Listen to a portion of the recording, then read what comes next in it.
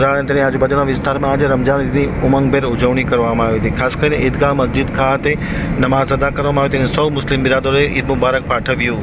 મુસ્લિમ લોકોના પવિત્ર રમઝાન માસના રોજા અને ઇબાદત બાદ આજરોજ મુસ્લિમ બિરાદરોએ મુન્દ્રાની મોટી ઈદગાહ મસ્જિદ પર ઈદની નમાઝ અદા કરવામાં આવી હતી. ઈદગાહ પર મુસ્લિમ બિરાદરો મોટી સંખ્યામાં એકત્રિત થયા હતા. નાના મોટા સૌ ઈદગાહ મસ્જિદ ખાતે એકત્રિત થઈ અને નમાઝ અદા કરવામાં આવી હતી. શિસ્તબદ્ધ રીતે નમાઝનું કામ પરિપૂર્ણ થયા બાદ સૌ મુસ્લિમ બિરાદરોએ નાના મોટા સૌએ એકબીજાને ગલે લગાડી ઈદ મુબારક પાઠવવામાં આવ્યું હતું.